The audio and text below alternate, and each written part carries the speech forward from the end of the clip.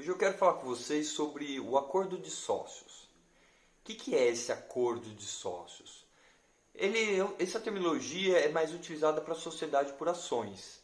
Quando é uma sociedade limitada, a gente fala em acordo de cotistas, porque a sociedade por ações é distribuída em ações e a sociedade limitada é dividida em cotas.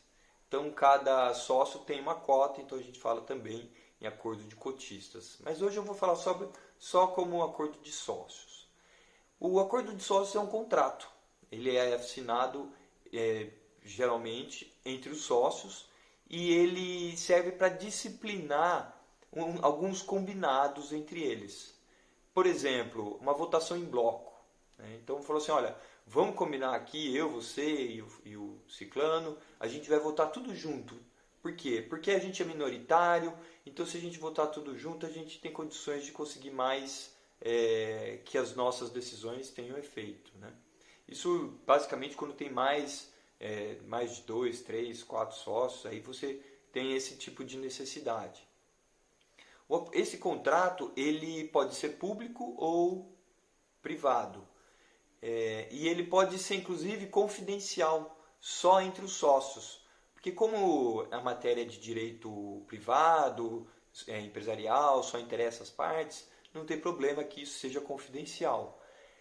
Se ele for público, a vantagem é que ele é oponível a terceiros. Então se alguém vier trazer alguma questão e você falar, olha, eu não posso fazer diferente porque eu tenho um acordo de cotistas, o ideal é que esse acordo já esteja registrado publicamente para fins de comprovação de data e de que não foi forjado, esse tipo de situação. Né? No acordo para nossa propósito aqui, que é a holding familiar, que a gente está falando em planejamento sucessório, esse acordo de sócios é fundamental.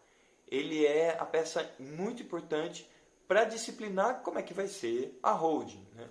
Especialmente depois do falecimento do titular.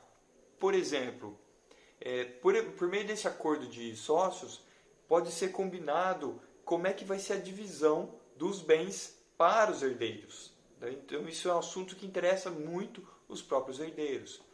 E é muito útil que isso seja feito antes do falecimento do titular, porque ele tem condições de decidir, definir como é que vai ficar a situação e como ele ainda está vivo, a tendência é que os herdeiros não criem confusão em torno dessa divisão. Né?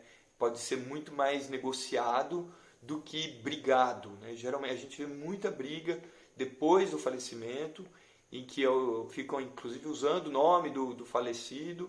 Ah, não, mas ele queria isso. Ah, mas ele me disse aquilo. Ah, mas não sei o que lá. Então fica muito disque-disque e aí a tendência de ter um litígio, um conflito é muito maior. Então muito melhor que isso seja definido já com o titular em vida. Né?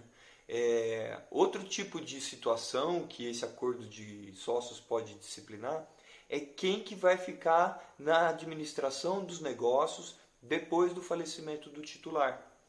Então, por exemplo, se eu tenho dois filhos e um gosta mais de artes e o outro gosta mais de negócios, ou um acabou sendo direcionado para o mundo das artes e o outro mais direcionado para o mundo dos negócios, é natural que aquele que está no mundo dos negócios tenha mais condições, mais habilidade para continuar e que o outro talvez nem queira ou nem tenha condições de tocar. E vice-versa. Também pode acontecer o contrário. Né? Mesmo sendo artista, pode ter uma habilidade comercial e que vai ser muito útil na gestão dos negócios. Então isso pode ser definido já no acordo de cotistas, já fica combinado e inclusive pode ser feito um aperfeiçoamento, né? Esse que vai ficar na gestão dos negócios pode se aproximar mais dessa gestão ainda em vida do titular, para ir pegando mais intimidade com os negócios e com as questões, etc. Então serve como um catalisador, esse acordo de cotista serve como um catalisador para incremento das competências de cada um. Né? Outra questão que pode ser disciplinado no acordo de cotistas são as cláusulas de proteção desse patrimônio, cláusula de incomunicabilidade, impermeabilidade, inalienabilidade. A gente pode colocar um tag-along, um drag-along, um golden share, um lock-up. São todas alternativas que é um leque de opções que ficam à disposição do titular e que podem ser combinadas, negociadas, avaliadas ainda em vida para ver se faz sentido para aquela família, né? Às vezes tem um filho só e não precisa de tudo isso. Então, às vezes tem mais de um filho e etc. Então aí sim, a determinada atividade importa. Uma das questões muito importantes para ser trabalhadas nesse acordo de cotistas, nesse acordo de sócios, é o direito de retirada, por exemplo. Às vezes, um dos herdeiros, depois do falecimento, quando ele constitui a plena propriedade das cotas dele, ele fala, olha, eu quero sair porque eu vou viajar pelo mundo, tenho outros planos. E aí, então, esse acordo de cotistas vai regulamentar como é que vai ser essa saída. Ah, tá bom, nós vamos pagar, então, vamos liquidar as suas cotas e vamos te pagar em 90 dias. Isso é o que diz a lei. Mas como é uma relação de direito privado, isso pode ser negociado e pode ser, inclusive, pré-determinado como é que vai ser. Então, se eu não tenho liquidez nessa pessoa jurídica e eu não tenho como pagar essas cotas, e aí eu vou ter que alienar, vender algum patrimônio para poder transformar isso em dinheiro, então eu preciso de um tempo para isso, né? Ou se eu tenho uma produção rural, por exemplo, e eu tenho uma safra anual ou 2 safras anuais, eu posso combinar que o pagamento vai ser em X parcelas anuais e com vencimento após cada safra, por exemplo, né?